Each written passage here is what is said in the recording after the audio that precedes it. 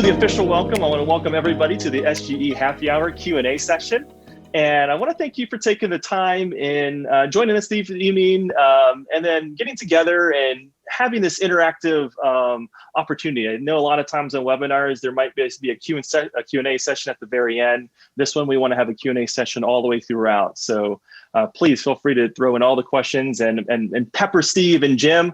As with many questions as you like, I like to see all their, I'm excited to see all their answers. I know there's a lot of great content. You might have seen them in the courses as well. So I know they're ready and they have their thinking caps on and they're ready to roll. So with that said, I want to just introduce a couple of people today.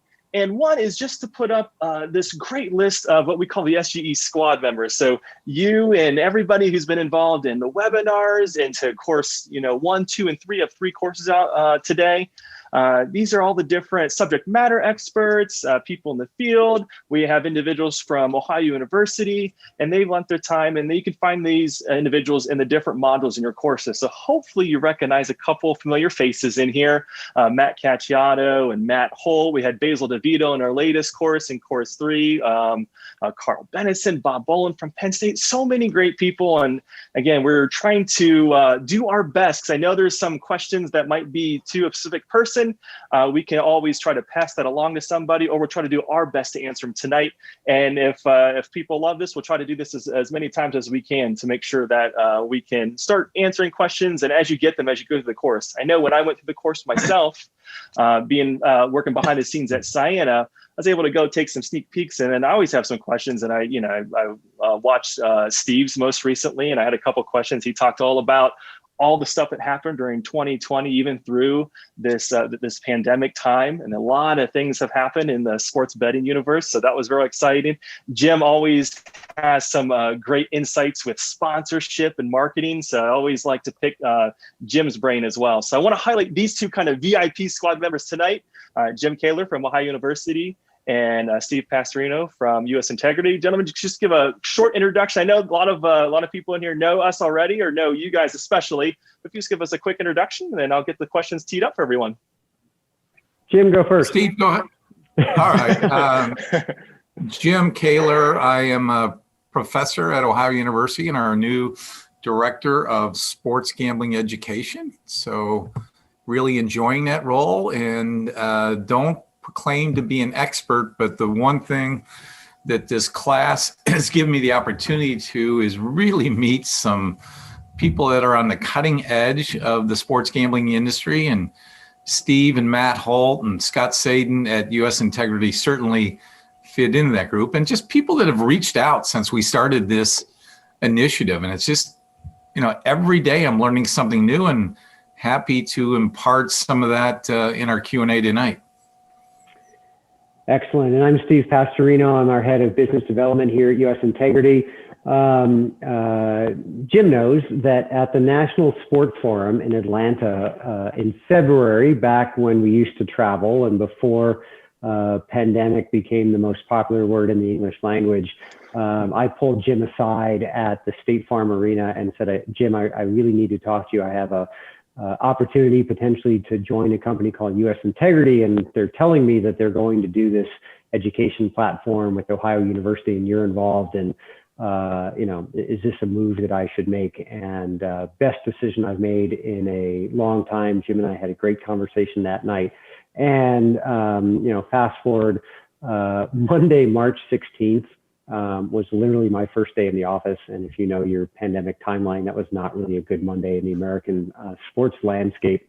And 3 months later, we launched sports gambling education. I have talked to many of the students who are in the program directly or indirectly, online or on the phone, 1 or 2 even in person, and gotten to know you, gotten to hopefully help guide what you're getting out of our program and where you want to go in this industry. And I feel like because I literally had worked my first day in the sports betting industry in March of this year, I've been learning along with you about how this industry works, who the key players are, what the relationships are, et cetera. And I've had the time of my life. And I wish that we could all be having a in-person happy hour somewhere, and maybe it's at a future Final Four, World Series, National Sports Forum, some event. But most importantly, hope everybody is safe and healthy out there as we enter December and the holiday period here. And let's talk. David, fire away. Let us know what you want us to talk about. Perfect. Thank you so much. That's awesome. All right. So I got my first one up here. And Steve, I'll start with you since we have you on the horn. With all the evolving legalized sports betting landscape, I was wondering, how do you, and maybe U.S. integrity in general, keep up with the different state and jurisdictional laws? And I asked because we had a great question come from one of our students, Patty, who asked, is there a good resource that maybe a compliance officer can use, especially in a situation where maybe a sports team is traveling across different states? Now, how do they keep up with the nuances in the laws? And is there that nice resource that maybe you could recommend, or something that you can point them in the right direction? This is the hardest question of all of them. No, it's really challenging.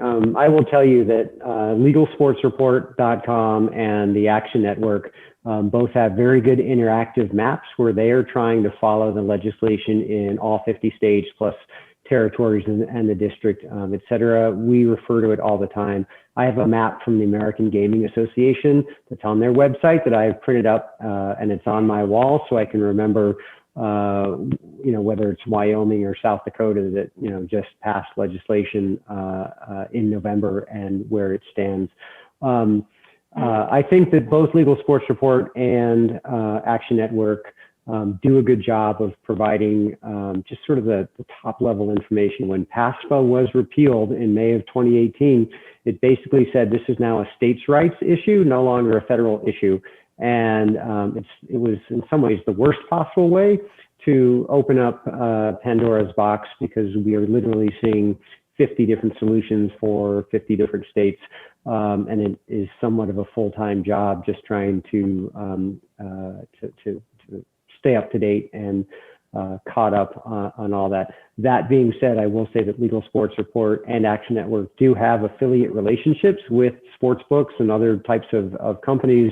So at the end of the day, they are not always purely journalistic endeavors. They may be trying to lean you or push you to one sports book or another. So from that standpoint, be careful. But from the editorial side of covering the sports betting industry, they're my go-to resources. Cool. Thanks, Steve. I appreciate it. All right, I'm going to keep you on one more here. I'll give Jim a quick break here at the beginning, and I'll get to him here in a little bit. But I was just wondering that U.S. integrity definitely has the U.S. in the name. But do you hear any current events coming out of Canada that piques your interest? Dean, who is one of our students and a citizen from our neighbors up north, is wondering if he'll see retail sportsbooks sooner or later. He thinks with legalized sports wagering in states like Michigan now and ones that are on the border, having that real retail location in Canada is going to be a big benefit to their country, because he sees a lot of people crossing the border and placing bets and spending money over on the U.S. side instead of his hometown side. Do you have any news that have come out of Canada recently, or what do you predict? And I'll start with Steve, and Jim, you feel free to jump in too if you see anything come across your desk. Sure. It's ironic that you would ask. I have a call with representatives from Ontario Lottery and Gaming this coming Friday. I've actually already had a couple of conversations with them. And literally we're like, tell us what's going on up to this month, because there are rumblings coming out of the Canadian federal government level that we may see legislation this year that changes their sports betting rules. And sports betting is not prohibited per se in Canada. They just have this rule that, and someone can correct me if I'm wrong, but I believe primarily by the lottery, you can bet multi-team parlays and outcomes on games. So you can't go bet on whether the Maple Leafs are going to win or lose, but you can parlay a bet with Maple Leafs, the Blue Jays, the Raptors, whatever teams are in season, American teams obviously as well. So you can always place parlays. You just can't do single team betting yet. But there's a lot of chatter that that's going to change this year. So we have been primarily focused on the U.S. market and trying to stay ahead of the curve in the 25 plus states that have legalized sports betting, and the 20 or so states that have activated sports betting. There's a fewer in that realm between legalization and actual implementation. But we've started to take a look at Canada. Toronto is such a dynamic market, a top 5 market in all of North America, huge population base, incredibly passionate and avid sports fans. We're very interested to see how it develops, and I'm looking for good sources in Canada to kind of feed me what's going on, because there's provincial rules then on top of Canadian government rules and regulations and laws, et cetera. We could see a similar, not uniform rollout across Canada. But until then, we're U.S. integrity for now, but trying to get caught up as quickly as possible on what's happening in Canada. Fantastic. Thank you so much, Steve.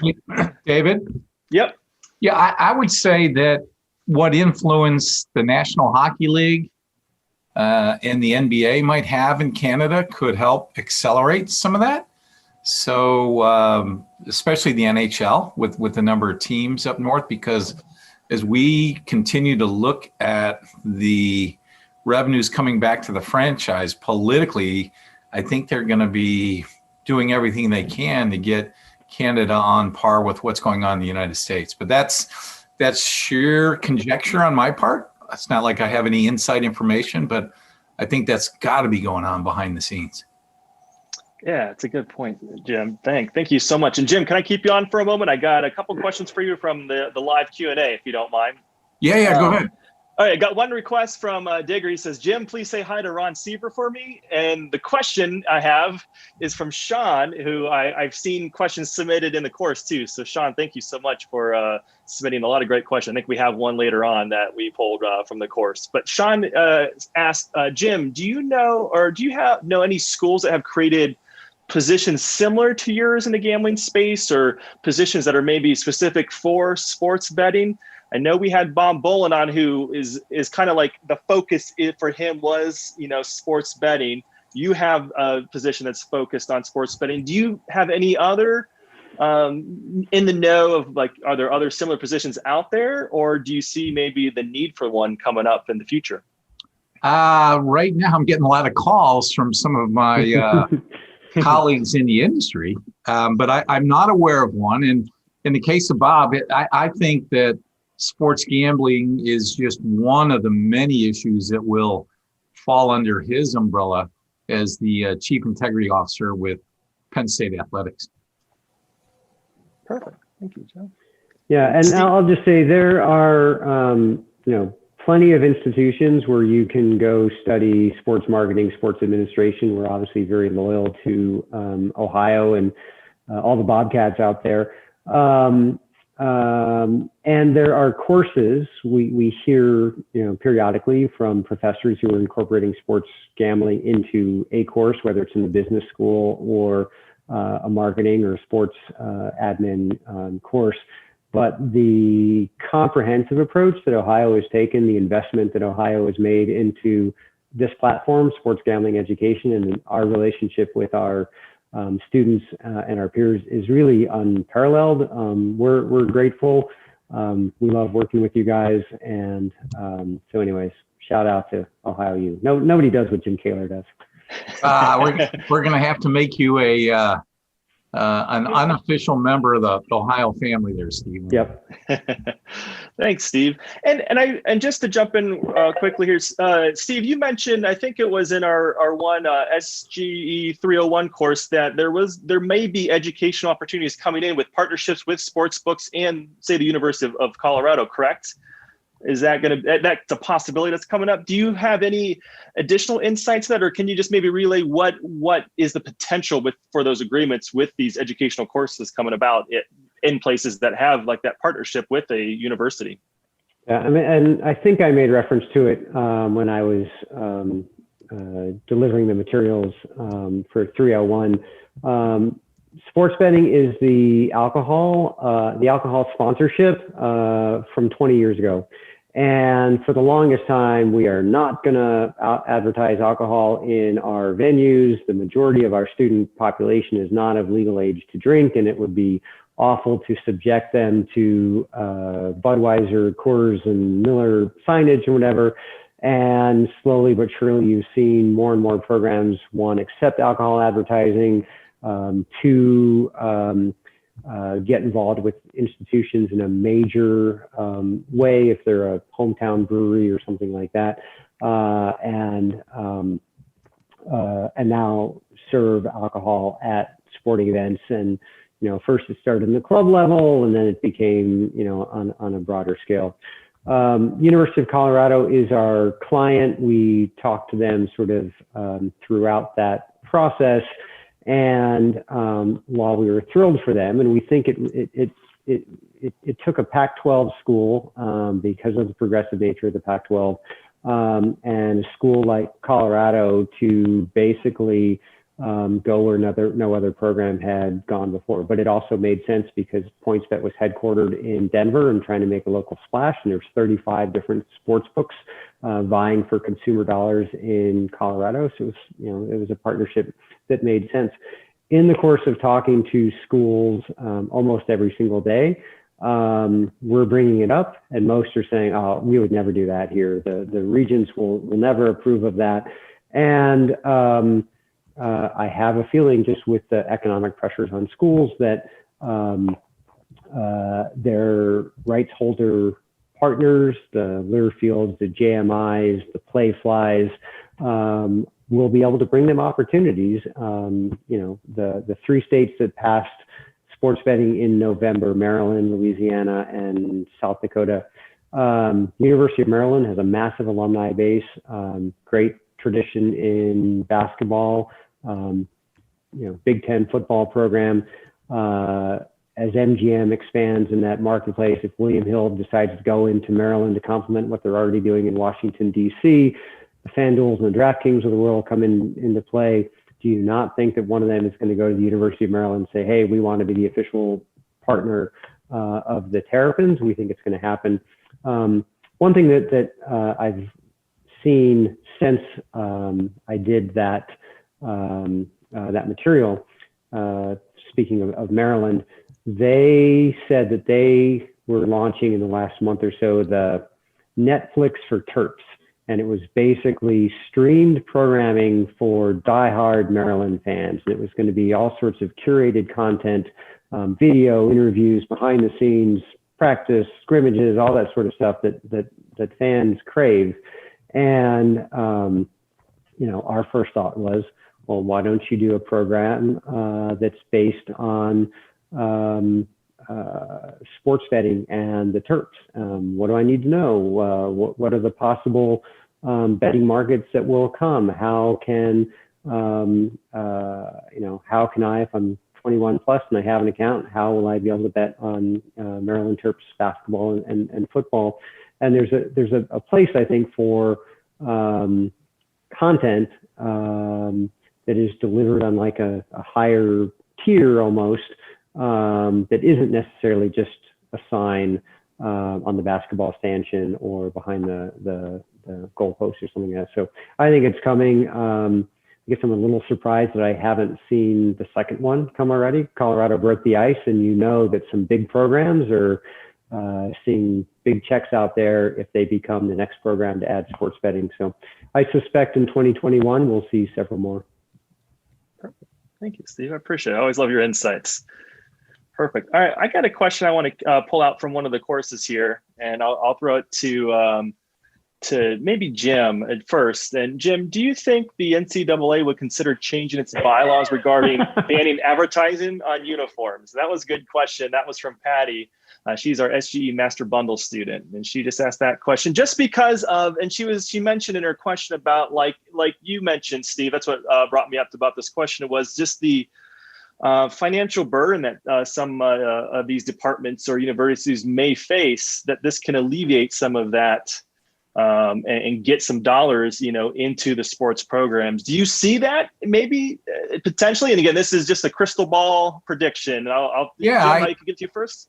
Absolutely, I see it. And I think that COVID will speed things like this up. We've seen leagues like the NFL and the NBA giving more powers back to their teams to offset that loss of ticket revenue.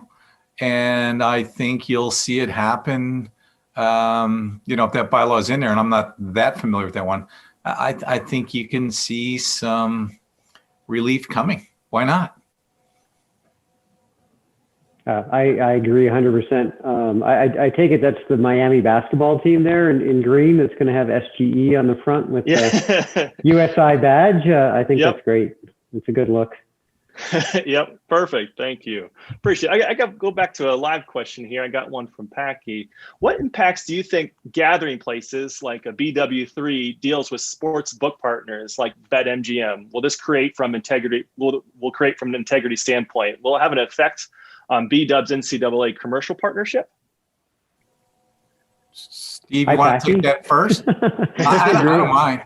No, go ahead. It's a great question. Yeah, Packy, so good to have you on this call. I saw your new puppy.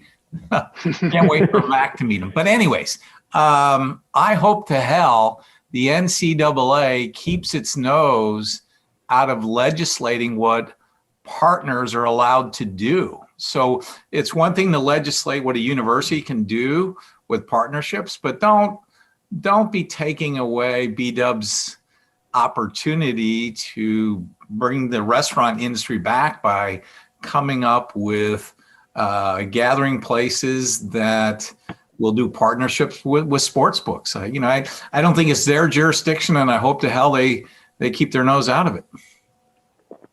Just my simple opinion, Steve. Hey, Packy, good to see you, and thanks for joining us. I tend to agree.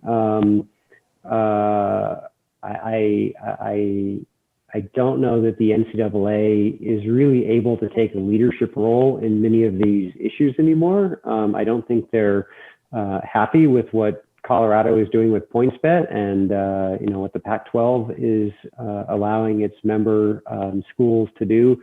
I don't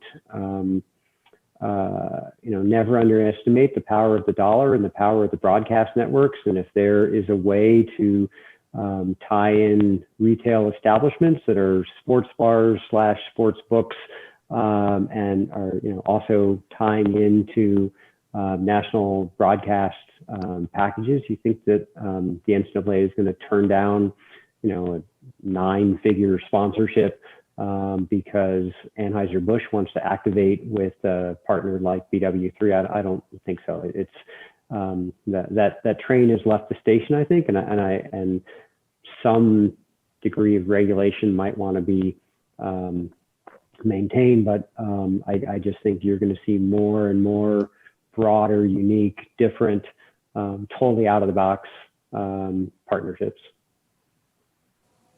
Thanks, Steve. And this reminds me too of what I think it was you and Robert Walker from US Bookmaking were discussing. There was a unique entity over in the DC area, correct? That someone is building basically a standalone sports bar / restaurant. I know it's probably more than that, but could you share maybe what that vision is and where that's coming along?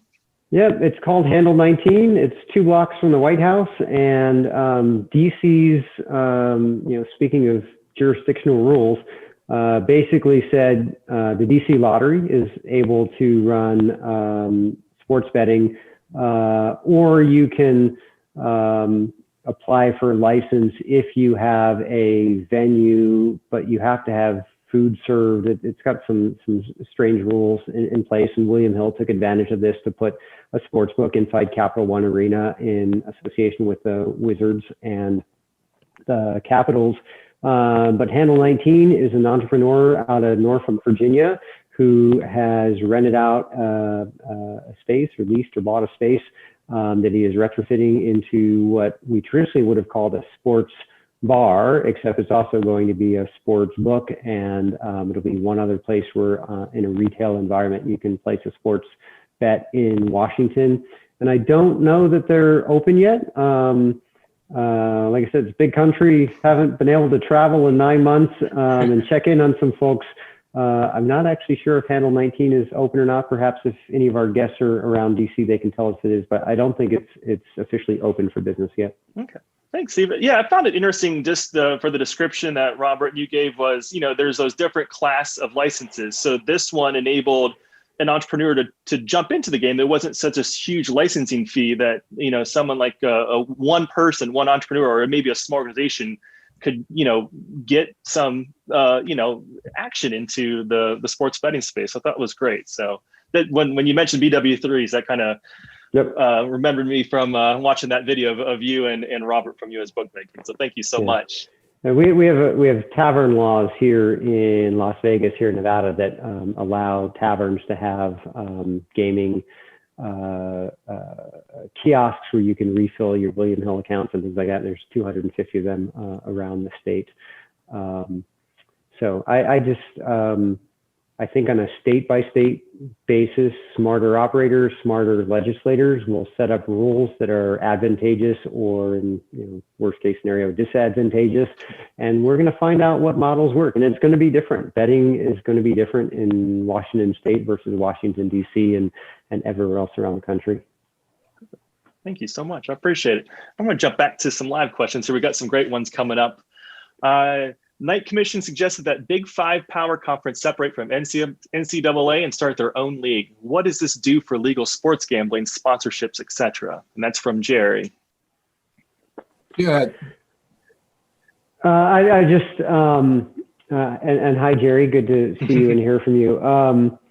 I read that, and I'm clearly still trying to process what that would really mean. I think we sort of anticipate it may be coming. Interestingly enough, we're seeing the same thing in European soccer, where the super clubs are talking about pulling away from the rank and file clubs. You're seeing it a little bit in US soccer with conversations of the top teams in US and Mexico pulling away from the rest. It's, when the rich get richer, is that a better model? It's not really for us to say. But from a sports betting perspective, 65 schools in Power 5 conferences, off the top of my head, 50% might be in states where sports betting is legalized right now. You're still corralling cats. If you're going to try and do a nationwide, let's say you're going to call it the William Hill Power 5 Super League, it's hard to attach a single sports betting entity to a project like that, because every William Hill, FanDuel, and DraftKings out there has to go individually on a state-by-state basis to apply for a license.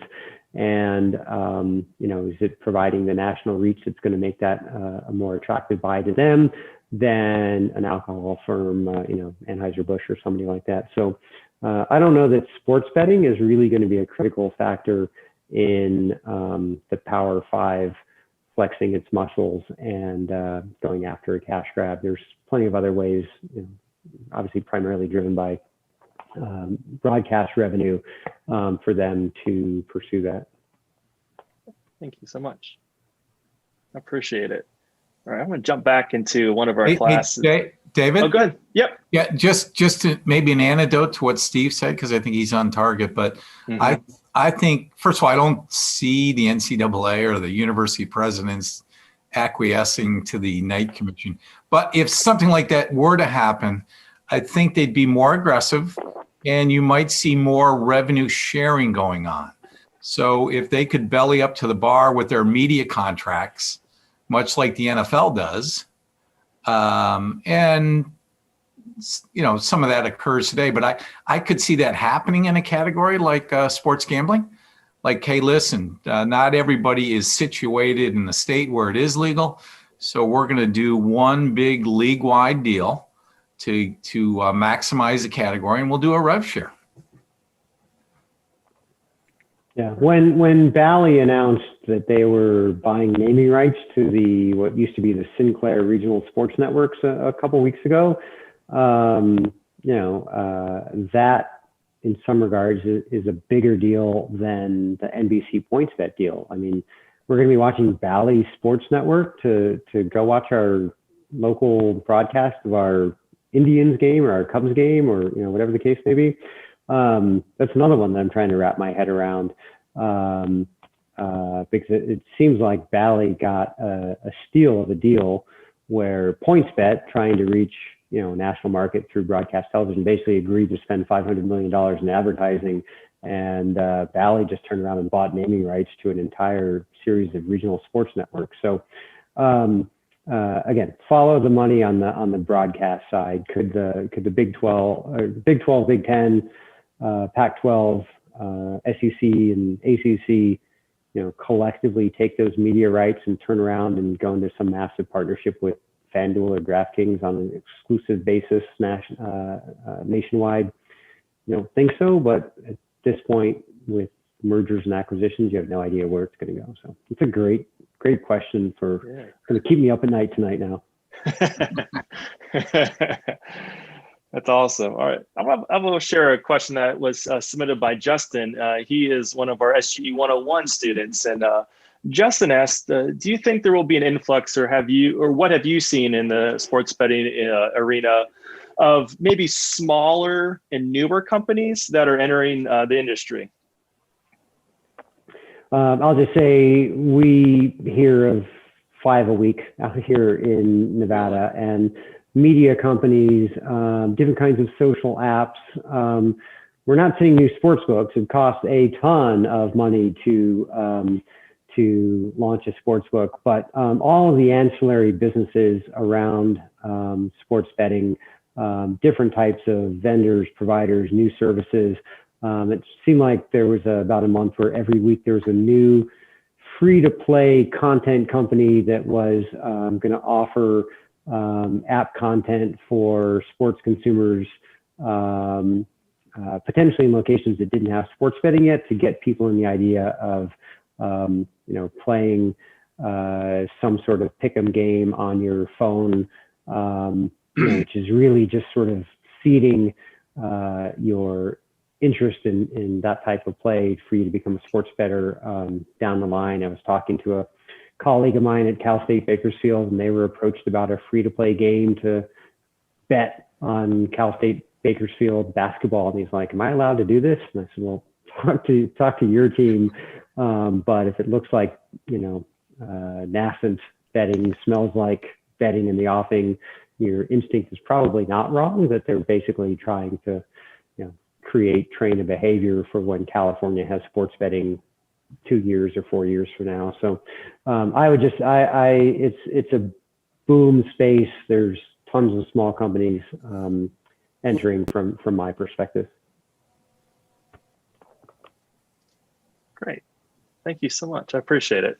It just seems, going through some of the courses and stuff, there just seems like to be, there's so many names that just pop up, just not even being, my ear to everything in the industry, just seeing it in the everyday news. You just see a lot of new names. So it is interesting to see all those people getting into that space. I got another question here from Sean. And Sean, we're going to take it back to the athletic departments here. With the amount of money that athletic departments have lost due to the pandemic, do you think this could possibly speed up the process of schools agreeing to sports betting partnerships around the country? Is there anything that you see bubbling up, or things that you see maybe what's the next shoe that might drop? I think it will speed it up, but look for the pressure to come from the Learfields and the IMGs of the world, who are basically guaranteeing X amount in sponsorship. But with COVID, there are some behind the scenes negotiations on, well, gee, how much of that guarantee do I have to pay this year because you didn't have anybody in your arena or stadium? So remember, with the guarantee, universities aren't going to be quick, but they're going to feel pressure. My prediction from their media rights partners. Yeah, I think all you have to do is look at the speed with which sports betting is being adopted by states, because at the highest level, state legislatures and state governments, many of them are seeing sports betting as a way to fill state coffers. And for state institutions whose budgets are set by state legislatures, there's going to be no shortage of clamor for we need more revenue sources. The longer we don't have fans, we're probably talking, 18, 24 months maybe before college athletics gets back to some sort of normal economically, whatever that means. And in the meantime, it looks like a quick fix to a 7-figure deal with PointsBet to be the official sports betting partner of my school. And the sports betting companies are looking for those types of relationships, but I think they're very much being value shoppers. They have the opportunities to wait right now, basically pit schools and conferences against one another to find the best possible deals out there. Steve, when you think about it, what other state tax revenue source is going to be growing at a 10 to a 15% clip on an annual basis? None that I can think of. Yeah. Yep. Great. Thank you so much. I'm going to stick to the Q&A board here. I have one from Packy. It says, what roles and avenues do you see for outfits like Skillz in terms of bridges into sports gaming? Is it licensing? Is it a crossover of their currency, quote unquote, currency to sports betting?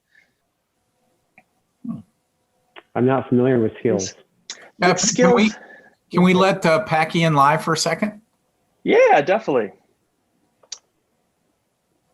All right, Packy, I'm going to give you some controls that you can, if you want you can talk if you want to. We're no pressure though.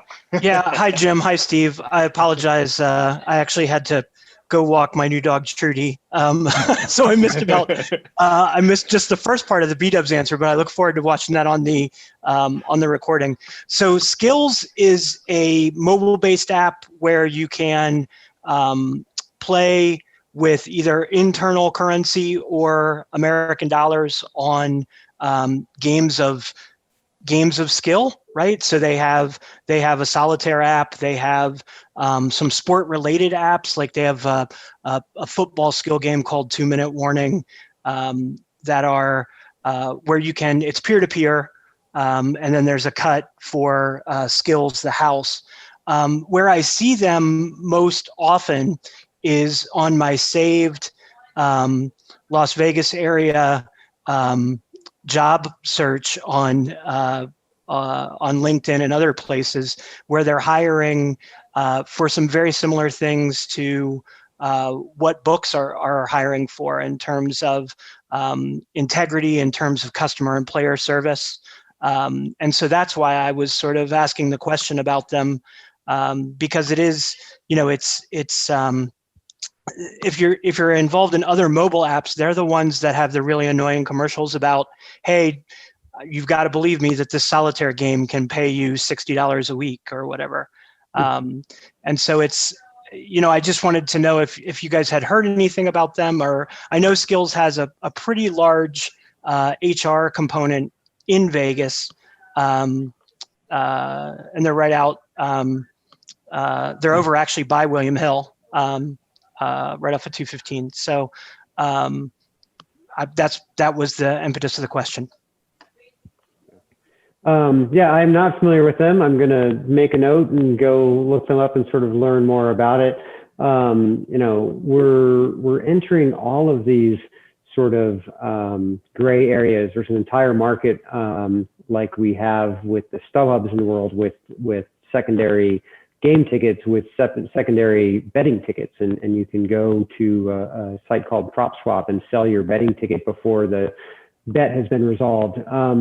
And Skillz sounds to me like somebody who's really sort of on that line between selling in-app based purchases like you'll get in any video game, a Fortnite, a League of Legends, et cetera, and gambling. And there's plenty of casino style, both electric and retail casino games that are starting to look like video games that we played at home that are actually skill-based games that have payoff. So anyhow, perfect example of a company operating a little bit on the margins of the space. So I'll keep an eye on them. And I think every time we do a webinar, Jim, we get asked about peer-to-peer betting, and it's going to be really interesting to see how our country handles that, when basically right now peer-to-peer betting, when you're transacting across state lines, is illegal via the Wire Act.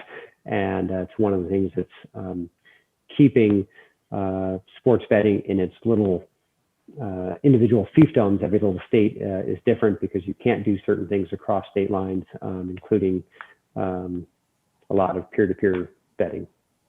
Packy, quick question for you. I mean, I'm starting to do more at DraftKings and everything else just to figure it out before Ohio goes legal. But one of the things that I was recently annoyed with was, I don't know, I had a salary cap for a golf tournament. And I thought I was doing okay, because like 3 of my golfers were okay. I think you had to pick 6. And then I went in there, and if there were 4,000 people in the game, I was in 3,555th place. I'm like, I'm getting waxed. Yeah. What's going on here? So am I playing against people that are just quantitative experts that are running numbers all night long to pick their 6 golfers? And I recently saw a stat that was a little bit alarming, that 80% of the payouts on DraftKings are earned by 20% of the players. So if Skillz can find a way to balance the payouts, I think it could be an opportunity for them. Yeah, the other place I would look, and I'm sure you guys are familiar with this one, there's one called UDA, UDDA, which is an app that, again, I'm a little tight. I don't, I'm a state employee in the state of Iowa, and so my salary reflects it. And so I'm in the old whales and minnows, I'm plankton. But it is fun to play for some of the internal stuff, and UDA is a lot like the Action Network, but you can do things in that way. And I forget what platform it was, Jim, but there was a platform where you could enter games with just one other person. Okay. And that might be, I can't remember if that's DraftKings. I don't know. The other game that I really like that sort of seems to skirt the rules is Stable Duel. I don't know but that's a horse racing specific game that's salary cap based, where you play per track. If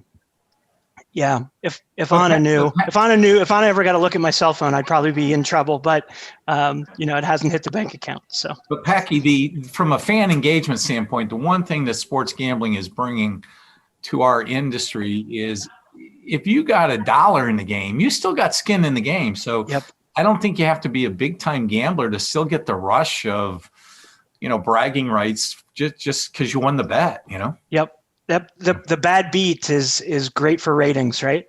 Yeah. The backdoor Eagles Hail Mary is fantastic for ratings. Right. Chubb going out of bounds on the 3-yard line. Oh. Hey, a lot of Penn State fans stood up and cheered when that happened, right?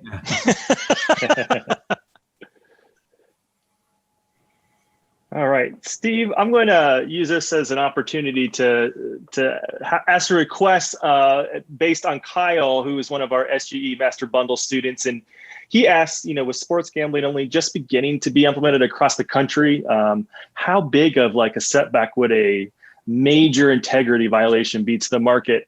And with that said, I was hoping maybe if you can give us a peek under the U.S. integrity hood to kind of see what kind of things are you monitoring to keep this integrity intact in these sporting events?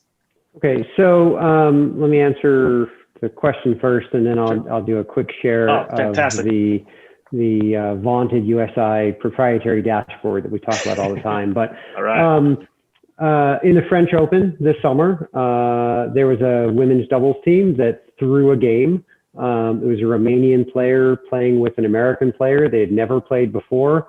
It was their first match together as a doubles team. They were cruising along, not doing particularly well, but not doing so bad against a pair of Russian tennis players. The Romanian player stepped up to serve, double faulted twice, stumbled to try and return another ball and hit the fourth one into the net. It's very possible that the American had no idea she was part of a fixed match. But basically, in this case, and again, we're U.S. integrity, not French tennis integrity, but the integrity systems in Europe went bonkers because something in the nature of 1,000 times normal was bet on that game than every other game of every other match, men's, women's, doubles in the French Open. And she had basically given up 4 straight points to the opponent. I have a feeling we'll never hear from that tennis player again on the international circuit. The match is under investigation by French authorities, and all of this basically took place offshore. But did that cause a dent in the popularity of the French Open and tennis, et cetera? I don't think so. It's been a while since we've had a major U.S. Integrity violation or scandal. I think Tim Donaghy in the NBA is probably the most recent one that we can all recall quite quickly. But before that, my alma mater, Northwestern, Toledo in the MAC, University of San Diego in basketball, Arizona State in basketball. Go back to CCNY and their national championship team in the 50s in New York. There's plenty of betting history out there to know that where there's betting, there's going to be, I think, people trying to manipulate the margins, manipulate some outcomes, influence athletes, et cetera. But I don't think it's going to suddenly cause us to cease our interest in sports betting or the leagues and teams and conferences from taking this revenue. So it's going to happen. Did Nick Chubb step out of bounds on purpose? Nobody thinks that he did, but it sure made a lot of bettors upset when it happened. But let me do this. Let me share my screen. Let me find the right screen here. Okay, so first of all, I'm just going to tell you that when our clients join us, they have access to what we call the USI dashboard. And across the top here, you see we have information about whatever the primary in-season sports are: NFL, college football, college basketball, NBA, combat sports, soccer, golf, and auto racing. And then, from a global perspective, you can see some of the other sports that we're at least ingesting data on these leagues, sports, games, et cetera, whether or not we're actively pursuing them from an integrity standpoint or not. But in a conversation here in the office today, I said, hey, what's a good basketball game that we can talk about, just to tell people what we do? And I'm going to call up Chicago State and Loyola from earlier today. In fact, as you see, the spread on this game was Loyola was a 36-point favorite at tip-off. The final score was 88-51. They won by 37 points. But what is more interesting than the fact that this came down to a heartbreaking buzzer beater. This is an example of, and this one's a mistake. Let's see, who's that? We'll take out MGM for a second. This is an example of nationwide different sports books that we were monitoring for this game. Opened with Circa here in Nevada, opened with Loyola as a 34-point favorite. This is basically where some sports books moved on the game. Basically, they're between a 34 and a 36.5-point favorite, depending on where you put your money down on the game. But let me show you something that does not look normal per se. This is the spread on the total number of points that were going to be scored in this game. It opened at 142 yesterday at Circa. Sort of settled in at about 138 as the opener for what the total number of points were going to be scored in this game. And then this morning, active sports bettors started betting the under. And we're seeing a trend early in the season of basketball games going under because teams haven't had as much practice, teams have not played as many games, offenses are out of sync, they're playing in unfamiliar arenas, they're shooting against backboards that are clear with no fans in the background. Depth perception is an issue. And so as a general rule of thumb, we're seeing sharp bettors bet the under more than the over in general in college basketball this season. There was so much action today that sports books lowered the total to as low as 129, 130 by tip-off.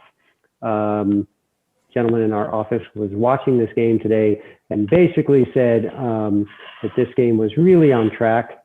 I'm just going to change the perspective here. Was really on track to go under for 37 minutes of the game. And then Loyola cleared their bench in the last 3 minutes and put, and I'm just going to paraphrase, a bunch of white guy walk-ons on the court for the only 3 minutes they're probably going to play this year for Loyola.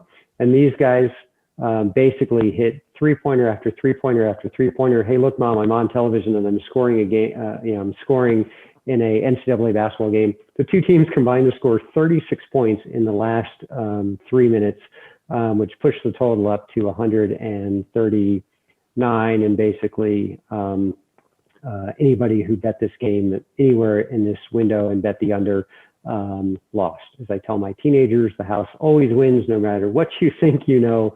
This is the case. But this is just one example of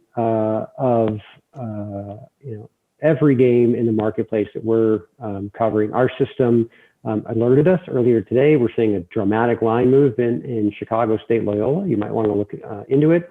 If we had seen Loyola's top 3 players are not going to play, they're unavailable for the game, we wouldn't know if it was injuries or COVID or whatever. We would assume that bettors are going to bet the under because the top scorers are not going to play.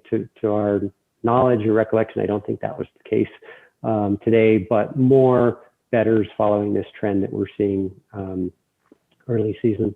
And basically, this is all of today's college basketball slate that we are following on, and obviously teams that are our clients. The Atlantic 10, we're going to pay attention to Richmond beating Northern Iowa today because the A10 is our client. We don't have a dog in the hunt in, actually we have in a lot of these games, SIU, Edwardsville, and Valpo. I don't think we have anybody involved in that game. But this is where our team lives sort of 24/7 when we're not doing sports gambling, education related programming, et cetera.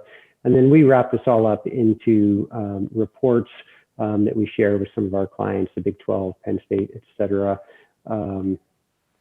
Let me see, I'll call up one more, and I realize we're coming up on the hour, so I'll keep it quick. But we brought Ohio University, our beloved Bobcats, on board this year, and the only sort of integrity issue that we saw in college football so far this season was their opener against Central Michigan, when, if you're watching your midweek action, you might know that the lights went out in Mount Pleasant with 77 seconds left in the second quarter.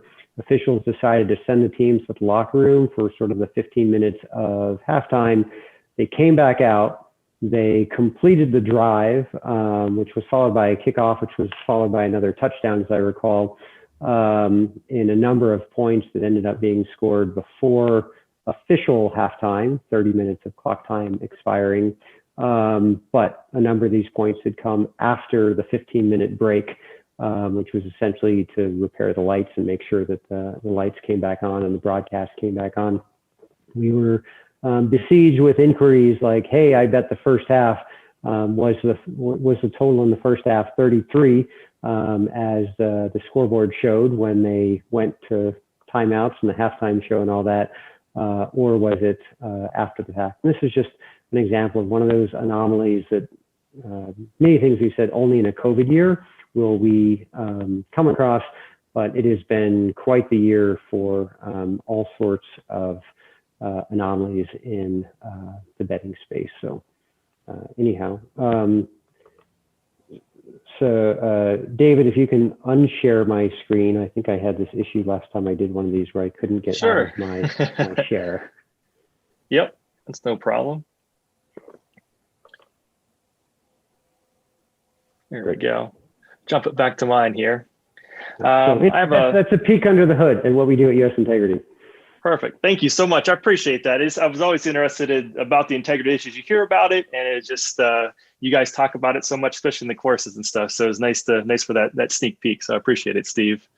I have a question on the screen, but before I get to that one, I want to hit kind of one that summarizes what Jerry and Eric are looking for, and it aligns with, you know, what do you see as the biggest impediment to regulated sports betting in California? Like, what's the status in New York? So those two in mind. But then are there any other states that are maybe we should, you know, keep an eye on in the near future here as we start 2021? I think Ohio is the gold rush of 2021. Such a significant population, so many major cities, so many major professional sports teams, 13 D1 colleges. Ohio is 1 and 1A on my list for 2021. We'll see Maryland, Virginia, Louisiana finally activate betting that has previously been approved. And then I think Arizona could be one to watch because I know that the pro sports teams are advocating for legal sports betting there as well. And I just think, speaking as I call myself a Californian, I lived there for a long time. I don't know that California can get its act together to figure out the solution to bring tribes, casino interests, state government, very gigantic disparity in terms of demographics and North versus South. I don't think they'll be able to get their act in order probably anytime soon to bring legal sports betting to California. Could be wrong. Would love to be wrong, but not sure it's going to happen anytime soon. Thank you so much. And then Jim, I'll ask you a question here in overtime. We're sitting at about 8:02, so hopefully you can stick on just for another moment. And this one, this has come up in the live Q&A, but also has been shared from Sean, who's also here as well. But he asked in the course too, when looking for potential opportunities in sports betting, you know, what's the best way to do this? And do you have a suggest like a certain board or website? Or Jim, what would you tell one of your students who came to your office and said, I want to get into this market? Well, what do you recommend me doing? Well, first, I think anybody taking this course is putting something on their resume that'll help them stand out, because there aren't a lot of people that have a ton of background or expertise in this area. And we've seen students already that have leveraged this certificate to get jobs. I'm a big fan of Indeed, and only because it does the work for you. So it's free, it's an aggregator. If you go into Indeed, they're pulling down jobs from all over the place. But in terms of teams all of a sudden having like a vice president of sports gambling, I think we're a ways off from that. But look at what you might be able to learn or work, or the experience you can gain outside of a team, and then bring it to them. Right now, a lot of the people that I'm talking to within their organization, Steve, I'd love to get your thoughts here. It seems like the people in sponsorship sales are being given, from the business standpoint, the charge and the challenge to learn everything they can about the sports gambling industry, because the biggest play for individual teams is going to be the sponsorship. So get familiar with it and learn it. If you could get a job out of grad school or undergrad and work for an agency that was doing marketing for DraftKings or something like that, and bring insights to a team someday, I think down the road there'll probably be more specifics. But if you look at analytics, you know, when analytics started to creep into the team side, it was a part of a job. It wasn't a job in and of itself. Now teams have entire analytic departments. Not sure we're ever going to get there with gambling, but knowledge of the space and sponsorship, I would say, would be the early opportunity, unless you're going to get into the security side of making sure that your NBA players are compliant. I would hedge my bet on the sponsorship side. Yeah, I tell people that literally the sports betting companies, they need all the services that any company needs in America. They need marketing, and they need accounting, and they need operations and HR and all those sorts of things. Like, not everybody's going to be the risk manager who's sitting there in the back room with all the screens and making the odds on tonight's games or tomorrow's games in real time. That's the romantic part of it. It's part that I don't know at all. Like that's not in my skill set.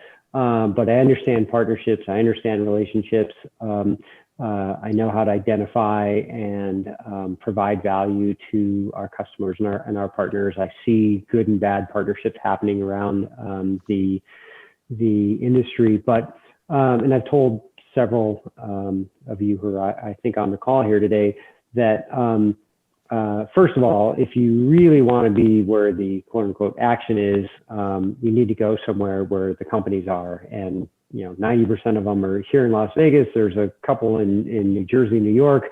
There's one in Chicago. There's one in Denver. We may see someone trying to develop some sports betting tech down in Texas, but it's not there yet. If you're not prepared to leave Iowa, Packy, you're limited by the opportunities that you have geographically, even with all the remote working that we're doing. But become an expert in this field, and this course maybe doesn't make you an expert, but it does give you access to get to know people like Jim and I and all of the people who have spoken. You can reach out to individuals who participate in our program for the informational interviews and the backgrounds. Like Bob Bolin and I couldn't be more different in terms of how we come to the sports betting industry. But we both now have a passion for how this is part of the job that we do. Yeah, and please reach out to me, anybody who's in that position, who's interested. I kind of maintain the file of resumes of SGE grads, and we're thrilled to have seen a couple actually go on to positions in the betting industry. I've counseled a few and shared some job descriptions and whatever. It is not just in sports betting, but in general, a really, really competitive marketplace right now. There's too many of our friends and colleagues that are out of work right now. There's really highly qualified people for virtually every job that's out there. Be patient, be persistent, be dogged, and be a sponge, learn everything about every aspect of this space. But don't be surprised if your foot in the door comes through, deciding to go work for an HR department, if that's your background, or a marketing department, if that's your background, or finance, compliance, auditing, all those sort of skill sets that aren't the glamorous parts of a lot of our companies and industries, but where really smart people are heavily involved and can be very successful. Well, thank you, Jim, and thank you, Stephen. To respect everybody's time, we're sitting almost at 10 after here, so I just wanted to kind of wrap things up and say, if we didn't get to your question, we'll definitely jot it down, and we'll try to answer as many as we can, in the near future, whether it's through email, or you can reach out again to Steve or Jim or anybody else who you've come across in the SGE program.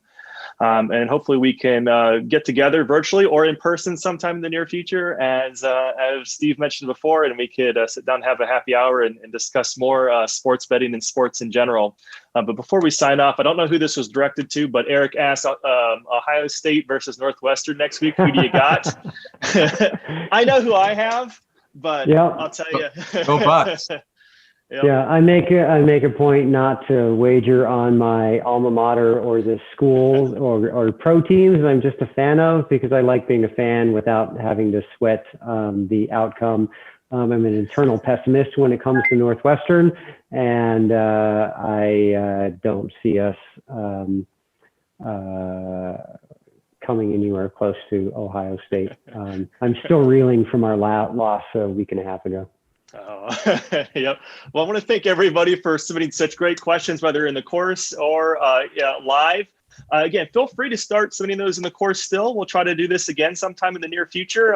Reach out to us, submit them in the course. And we love getting all the great feedback and questions from you, the students in our course. We can't do this without you. And it is a thrill to see it from the science side, who works in the back end developing the courses. I know USI, I know you. When we get together and have our meetings every week, it's so much fun to do, and it's very interesting. We love doing it.